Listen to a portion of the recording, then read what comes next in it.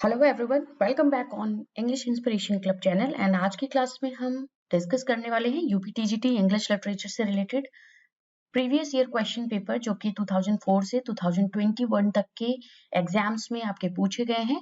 उससे related history of English literature का ये क्वेश्चन होगा जो एमसीक्यूज के फॉर्म में आप सभी एस्पिरेंट्स के लिए इस चैनल पे है। तो जल्दी से आप सभी सेशन को शेयर करने के साथ साथ अपना पेपर पेन अपने पास में रखिए।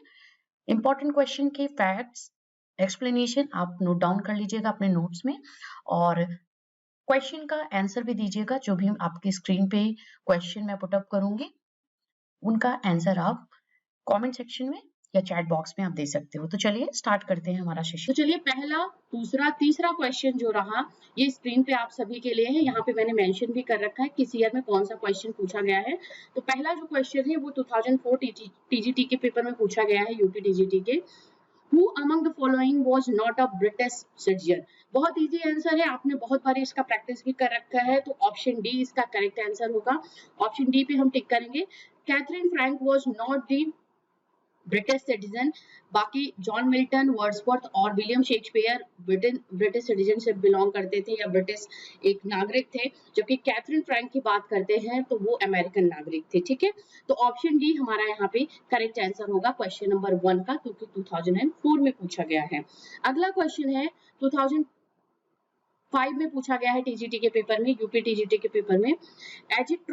एजिटप्रॉप theatre, a well-known form in 20th century is, क्या है ये? इस थिएटर के बारे में बात हो रही है, इसका आपको आंसर करना है। What is this agitprop theatre? It is a form of folk theatre in rural England. Crescentia drama, Marxist and or communist propaganda, the theatre form using a civil rights movement on the streets of Chicago, United state. देखिए 2005 में थोड़ा सा ये difficult level question पूछा गया है, तो इसके आंसर की हम बात करेंगे तो ऑप्शन सी हमारा यहाँ पे करेक्ट आंसर आएगा इस क्वेश्चन का, नंबर 2 का, जो कि 2005 में पूछा गया है। And here we have the question number 3। The comedy of errors is an adaptation of a comedy which is, आपको बताना है किस कॉमेडी का एडेप्टेशन है। कॉमेडी ऑफ एरर्स जो कि विलियम शेक्सपियर का एक फिक्शनल कॉमेडी वर्क है। आपको बताना है किस कॉमेडी के वर्क पे ये बेस्ड ऑन है। नोम ऑर्गनम, फिलस्ट्राटो, कर्सर मोंडी या मिनाश्मी। यहाँ पे मिनाश्मी होना चाहिए, CHEMI। तो करेक्ट आंसर जो होगा वो हमारा ऑप्शन यहाँ पे बी ना होकर के डी होगा। ठीक है, डी पे ऑप्शन टिक करिएगा। यहाँ पे option D is the correct answer. Plautus के वर्क मिनाश्मी से ये बहुत ही ज्यादा ये अडॉप्टेड है, तो ऑप्शन डी हमारा करेक्ट आंसर होगा। Menaechmi that is the work of the Plautus, ये कॉमेडी वर्क है, and comedy of errors is the adaptation of this work. सो यहाँ पे ऑप्शन डी क्वेश्चन नंबर 3 का हमारा करेक्ट आंसर है, जो कि 2005 टीजीटी के पेपर में पूछा गया है। Next question we have here on the screen. 4, 5 and 6 number question, ये भी हमारा 2005 में पूछा गया है टीजीटी के पेपर में।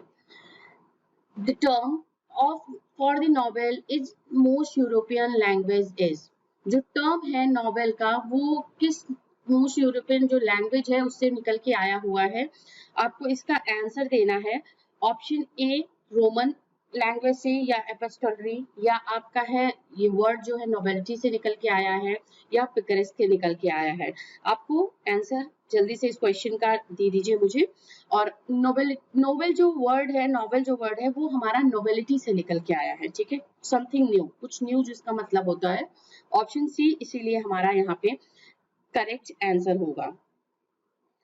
अगले क्वेश्चन की तरफ चलेंगे। नंबर 5 क्वेश्चन है द फॉल ऑफ, यहाँ पे आपका डैश है, इन 1453 mark the beginning of the renaissance in Europe. 2009 TGT के पेपर में ये पूछा गया है, यूपी टीजीटी के पेपर में। तो आपको इसका आंसर देना है कि ये जो फॉल हुआ था, किसका फॉल हुआ था 1453 का, जो कि यूरोप में रेनेसां की बिगिनिंग इसको माना जाता है, इसी टाइम ड्यूरेशन से, इसी जो ईयर था उसी से। तो आपको इसका आंसर देना है। Option this was the fall of Bastille, this was the fall of Roman Empire, this was the fall of Spanish Armada या फॉल ऑफ कॉन्स्टेंटिनोपल। तो कौन सा करेक्ट आंसर है? क्वेश्चन नंबर 5 स्क्रीन पे है, 2009 यूपीटीजीटी के पेपर में पूछा गया है। इसका जो करेक्ट आंसर है वो है हमारा option D. Option D is the correct answer. Renaissance का बिगिनिंग कॉन्स्टेंटिनोपल जो फॉल हुआ था उससे आप लगा सकते हो, उससे इसकी बिगिनिंग मानी जाती है यूरोप में, और ये है 1453 को जो टाइम था वो याद करिएगा। कभी कभी आपसे क्वेश्चन पूछ सकता है कि when the fall of Constantinople happened, तो वहां पे आंसर जो हमारा होगा वो 1453 आएगा।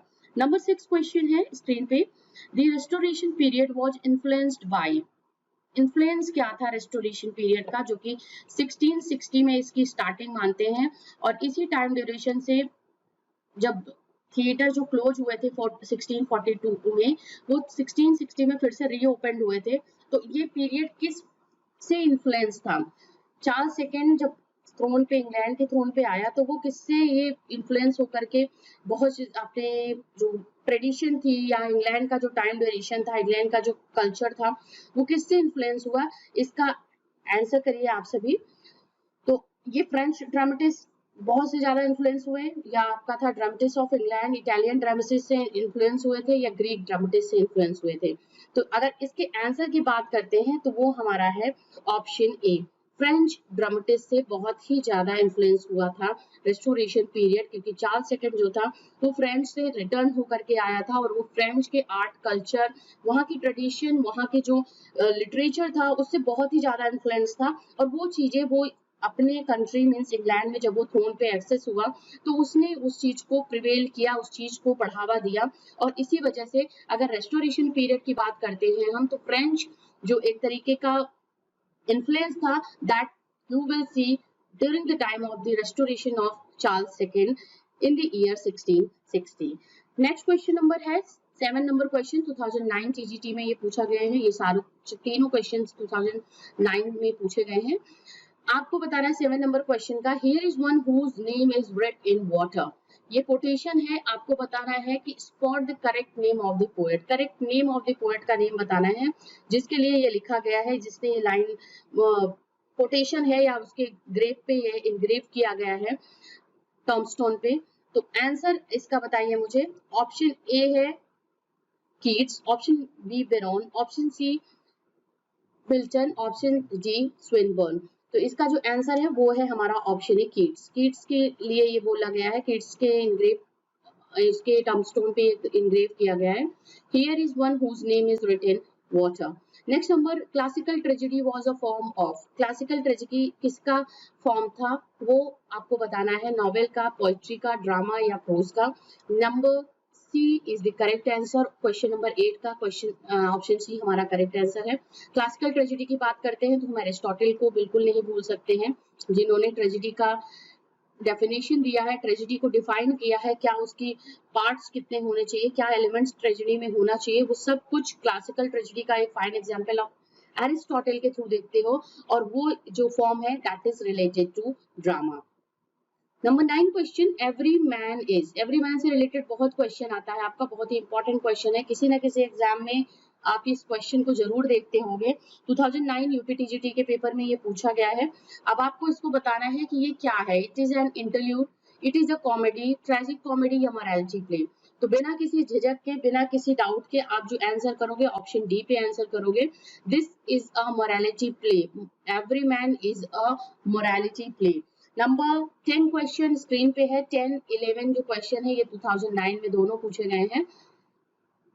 बाकी नंबर 12 क्वेश्चन जो है वो हमारा 2010 में पूछा गया है, तो ये टीजीटी का क्वेश्चन है 9 का।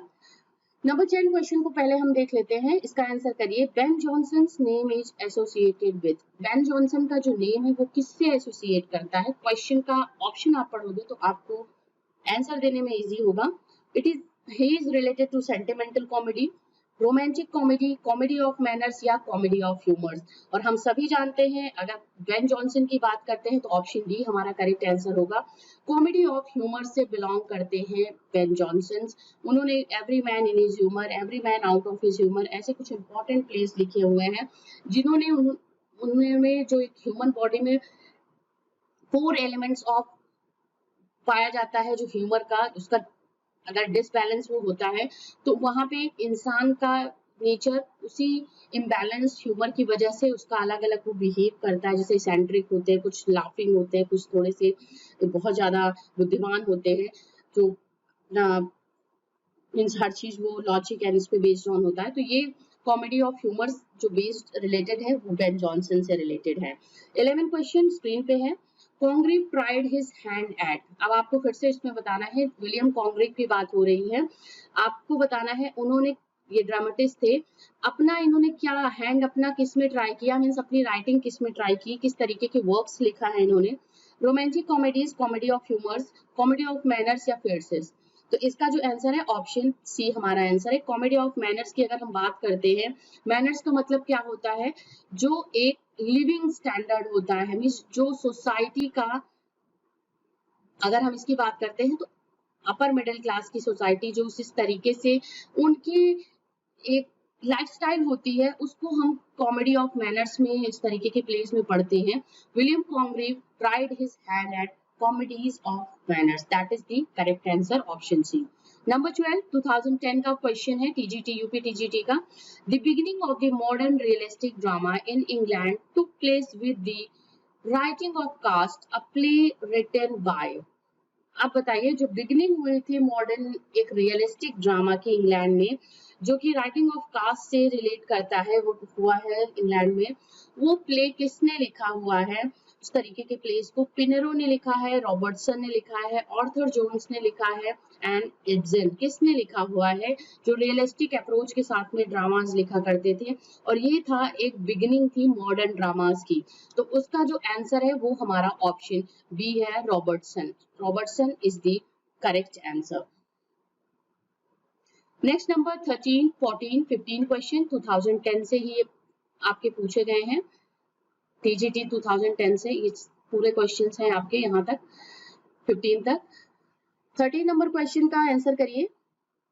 इन which Charles Dickens novel we come across a character के कॉल्ड मिस्टर मैकाबर, कौन सा कैरेक्टर है, कौन सा उनका नॉवेल है जिसमें इस कैरेक्टर का कैरेक्टराइजेशन मिलता है? बहुत ही इंपॉर्टेंट कैरेक्टर है। अगर हम इस क्वेश्चन की बात करते हैं, a tale of two cities, David Copperfield, great expectation या ऑलिवर ट्विस्ट, और इसका जो करेक्ट आंसर है वो है हमारा option B, David Copperfield is the correct answer. और क्वेश्चंस हम यहाँ पे डिस्कस कर रहे हैं जो हिस्ट्री ऑफ इंग्लिश लिटरेचर से रिलेटेड क्वेश्चंस आपके यूपी टीजीटी के पेपर में पूछे गए हैं 2004 से 2021 तक, उनका डिस्कशन चल रहा है। तो यहाँ पे क्वेश्चंस आप देख सकते हो कि किस किस एज से किस किस राइटर के ऊपर या कहाँ से अनएक्सपेक्टेड पूछ सकता है, क्योंकि हिस्ट्री ऑफ इंग्लिश लिटरेचर बहुत वास्ट है, तो इसीलिए आपको वो भी ध्यान देना होगा, स्पेशली मॉडर्न एरा से रिलेटेड जो क्वेश्चंस आएंगे उनको बेसिकली आप जरूर ध्यान दीजिए, जरूर modern era, post modern era को जरूर पढ़ के जाइएगा, कौन कौन से राइटर हैं, इंपॉर्टेंट वर्क्स कौन कौन से हैं। नंबर 14 क्वेश्चन चलेंगे, हम पढ़ेंगे। Willing suspension of disbelief is a phrase coined by, किसने इस फ्रेज को कॉइन किया हुआ है? Dryden, T S. इलियट, कॉलरिज या Arnold. Willing suspension of disbelief is related to S T. Coleridge. Romantic era के पोएट एस.टी. कॉलरिज से ये जो टर्म है या फ्रेज है उन्होंने ये क्वाइंड किया है, जिसको विलिंग सस्पेंशन ऑफ डिसबिलीफ बोलते हैं। 15 इस क्वेश्चन, द चौसरियन स्टैंजा और राइम रॉयल कंप्राइजेस, मींस ये जो चौसरियन स्टैंजा होता है जिसको हम राइम रॉयल बोलते हैं, वो कितनी लाइंस में लिखी जाती है? एक स्टैंजा में कितनी लाइंस होती है? 7 lines, 8 lines, 9 lines, 4 lines. Answer is option A, it has 8 line, 7 line stanza, ठीक है, जिसको हम चौसरियन स्टैंजा बोलते हैं। जियोफ्री चौसर ने इसको पॉइंट किया हुआ है या इसको इन्वेंट किया है, तो उनके नेम के बिहाफ पे इसको, जियोफ्री चौसर के नेम के बिहाफ पे इसको चौसरियन स्टैंजा बोलते हैं। और जेम्स फर्स्ट ने इसको यूज करा था, इसको उसमें पोइट्री लिखी थी, इसलिए उसको राइम रॉयल भी बोला जाता है। तो दोनों सेम है, जिसमें एक स्टैंजा में 7 लाइंस होती हैं। 15 के बाद स्क्रीन पे आप सभी के लिए 16, 17, 18 क्वेश्चन है, 2010 के पेपर से रिलेटेड है, यूपीटीजीटी के ये क्वेश्चंस पूछे गए हैं आपके। Who among the following was the first poet laureate officially appointed by the British sovereign? बताइए, फर्स्ट पोएट लॉरेट जो ऑफिशियली ब्रिटिश गवर्नमेंट के थ्रू या ब्रिटिश जो एम्पररशिप थी उसके थ्रू ये अनाउंस किया गया था ऑफिशियली, वो कौन था, अपॉइंट किया गया था? Ben Jonson, Robert Southey, Dryden या वर्ड्सवर्थ? और ऑप्शन सी हमारा करेक्ट आंसर होगा, John Dryden was the first poet laureate appointed, officially appointed by the British sovereign. तो आपका ये आंसर करेक्ट होगा, ठीक है, first poet laureate. 17 number question है, Sartor Resartus is a thought provoking work of. Sartor Resartus जो है tailor retailored इसको बोलते हैं हम, tailored retailored. This is the work, अगर इस वर्क की बात करते हैं तो ये वर्क जो है ये कार्लाइल का है, थॉमस कार्लाइल। ऑप्शन ए हमारा करेक्ट आंसर होगा। So, Sorter Resorter is a thought-provoking work of Carlyle. Option A is the correct answer. 18 number question. In the year 1637, Milton confided to his friend that he had fixed his mind upon writing some monumental poetical works. Select among the following the name of his friend to whom this information was given. देखिए यहाँ पे वो दिया गया है कि किसको उन्होंने, किस अपने फ्रेंड को ये बोला था कि मैं एक इम्पॉर्टेंट मोनुमेंटल पोइटिकल वर्क्स लिखने वाला हूँ। और 1637 वो टाइम ड्यूरेशन था जब उन्होंने ये बोला है, तो आपको उस फ्रेंड का उनके नेम बताना है जिसको उन्होंने ये इन्फॉर्मेशन दिया था या जिससे उन्होंने ये बात अपनी शेयर की थी। Option A Richard Powell, option B Edward King, option C Henry Lawes या ऑप्शन डी डियोडेटी। तो करेक्ट आंसर कौन सा है इस क्वेश्चन का? तो आंसर की तरफ बात करेंगे तो ऑप्शन बी हमारा, क्योंकि एडवर्ड किंग जो थे उनके बहुत अच्छे कलीग थे, उनके पोएट भी थे, फ्रेंड भी थे।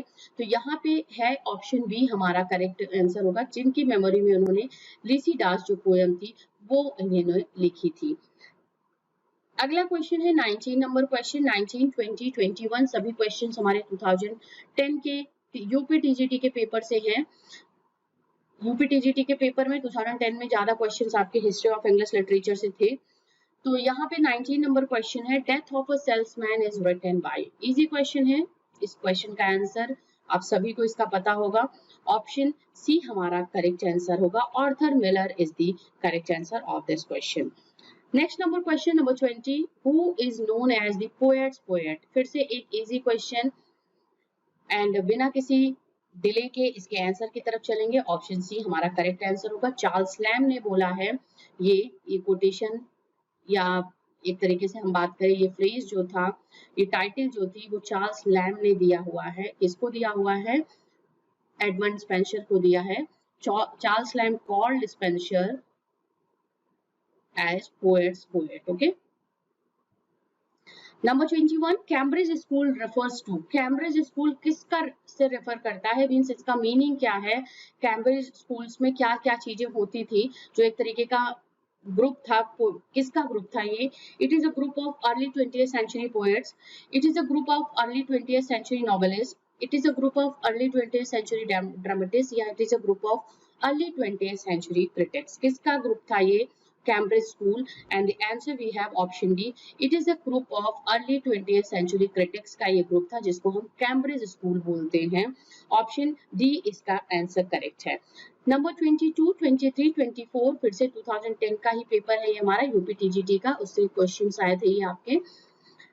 Who wrote the following lines? Fresh spring and summer and winter would move to my faint heart and grief. Answer बताइए इसका कि किसने इस लाइन को लिखा हुआ है। ऑप्शन ए है Keats, option B शेले, option C है सादी या ऑप्शन डी है कॉलरिज। सभी जो पोएट्स हैं ये आपके कहाँ से बिलोंग करते हैं? रोमांटिक एरा से बिलोंग करते हैं। और आपको इसका आंसर देना है कि ये जो पोयम है ये किसकी पोयम है और ये किसने, और पोयम का नेम बता दीजिएगा अगर याद हो आपको या पता हो आपको। बाकी राइटर का या पोएट का नेम बताइए किसकी ये पोयम है।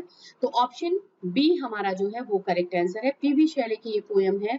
कौन सी पोयम है? पोयम का नेम मैं आपको बता दे रही हूँ, a lament. Okay,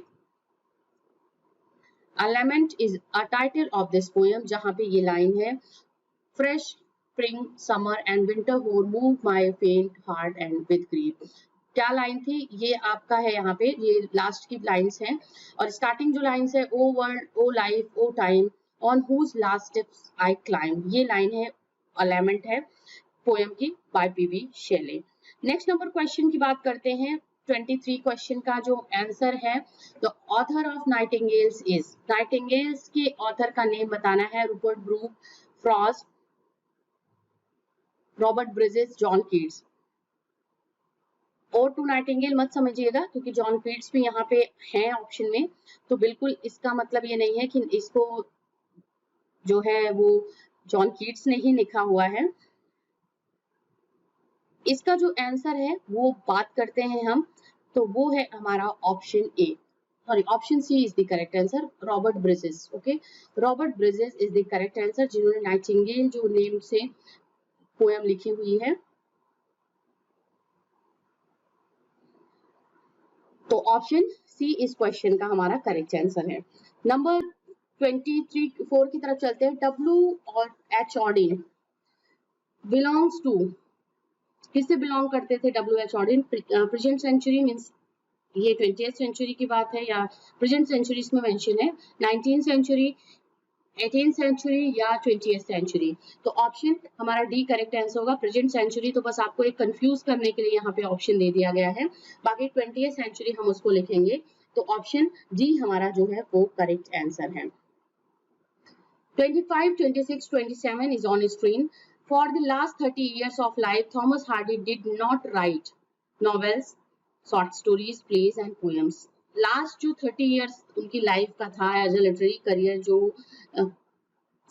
Thomas Hardy का था, उन्होंने कौन सा अपना जॉनर जो था वो नहीं लिखा था, किससे रिलेटेड वर्क्स को नहीं लिखा था? तो ऑप्शन है नॉवेल्स, जिसके लिए वो फेमस है, वेसेक्स नॉवेलिस्ट के नेम से जाने जाते हैं, बट लास्ट अपने लिटरेरी करियर के फेज में उन्होंने नॉवेल्स बिल्कुल नहीं लिखे हुए हैं।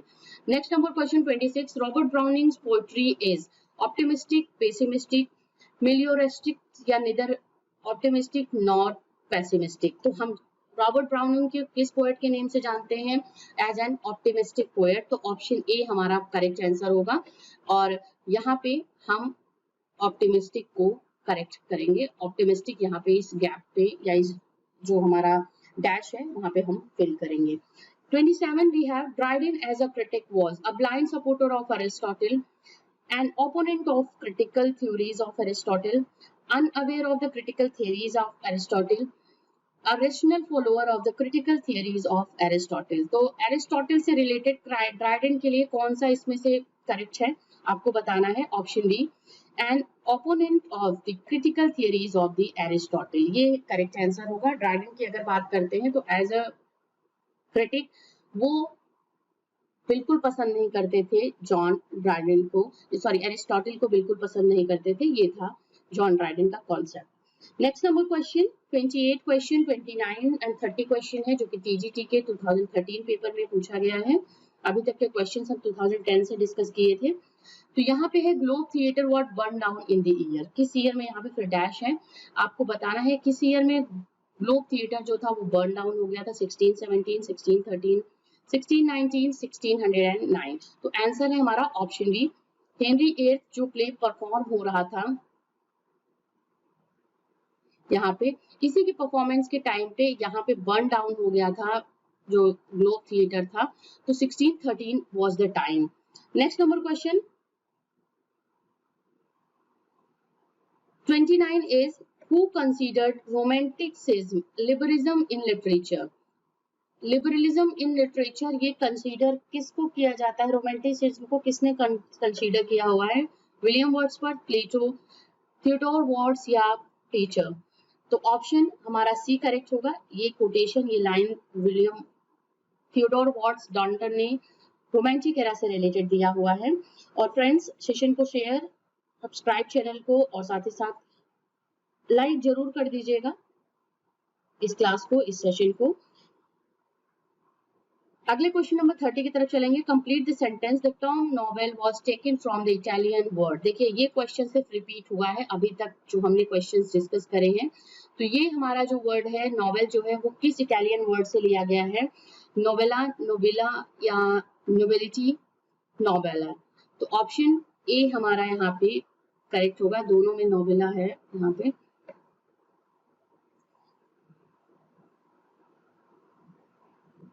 यहाँ पे मैं एक आई लगा दे रही हूँ, शायद कुछ मिसस्पेल्ड है।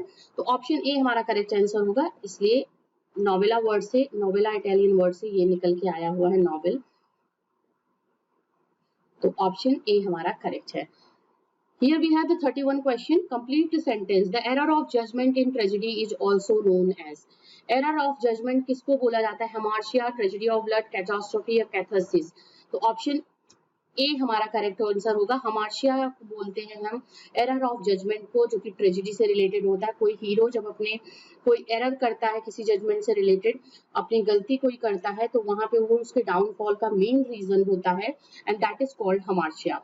ऑप्शन ए करेक्ट आंसर होगा। चूज द 32nd क्वेश्चन है, choose the name of the Roman general who conquered England in 43 BC। Julius Caesar, Claudius, Antony and none of this. तो ऑप्शन बी हमारा correct answer है, Claudius. Okay, number 33 question है, which of the following writers did not win the Nobel prize for literature. TGT 2011 में पूछा गया है, किस writer को नोबेल प्राइज लिटरेचर नहीं मिला है। Option A W.B. Yeats, G.B. Shaw, Galsworthy, James Joyce. तो ऑप्शन डी पे हम टिक करेंगे, क्योंकि जेम्स जॉयसी ऐसे नोवेलिस्ट थे जिनको, या राइटर थे जिनको नोबेल प्राइज लिटरेचर नहीं मिला है। 34, 35, 36 क्वेश्चन आपके लिए स्क्रीन पे है। Lyrics has been the most popular form of poetry during 2016 TGT में पूछा गया है। 18th century, 20th century, late 18th and early 19th century and mid 20th century. तो ऑप्शन सी हमारा करेक्ट आंसर होगा, क्योंकि late 18th century and early 19th century की बात करते हैं तो ये टाइम क्या था, रोमांटिक एज का, ठीक है। और उसी टाइम में लिरिकल पोएट्री ज्यादा लिखी गई हैं 1798 से लेकर के 1837 तक, ठीक है। तो लास्ट का 18th सेंचुरी का ईयर हो गया है, 2 ईयर, और साथ ही साथ अर्ली 19th सेंचुरी। तो इसको हम रोमांटिक एज बोलते हैं, और इसी से आप समझ जाइएगा। Which famous romantic poem contains the line beauty is truth, truth beauty, the world is too much with us, to a skylark, या है आपका ode on a Grecian, ode to nightingale. किसका है, किससे कोटेशन ये लिया गया है? तो option C ode on a Grecian का बहुत ही फेमस कोटेशन है। किसने लिखा हुआ है? जॉन कीट्स ने लिखा हुआ है। नंबर 36 क्वेश्चन है, जो कि 2021 में पूछा गया है, 2021 टीजीटी के लास्ट ईयर के पेपर में आपको पूछा गया है। सिर्फ एक question history of English literature से पूछा गया था। तो आपको इसका आंसर देना है, who among the following writers is known for his epigrammatic prose style. Epigrammatic prose style के लिए कौन सा प्रोज राइटर जाना जाता है? ऑप्शंस मैं आपको पढ़ देती हूँ। Option A Johnson, option B Bacon, option C Addison, option C जी है थॉमस ब्राउनी। तो ऑप्शन बी हमारा करेक्ट आंसर होगा। फ्रांसिस बेकन की हम बात करते हैं, जिन्होंने एपिग्रामेटिक प्रोज स्टाइल को यूज करा हुआ है अपने वर्क में, अपने जो उनके प्रोज वर्क थे, ठीक है। तो ये हमारा यहाँ पे करेक्ट आंसर है, ऑप्शन बी। तो ये कुछ क्वेश्चंस हमारे 2004 से लेकर के 2021 तक के अभी तक के क्वेश्चंस हमने यहाँ पे आज की क्लास में डिस्कस किया। कमेंट करके प्लीज मुझे बताइए आपको वीडियो कैसा लगा। Thank you very much.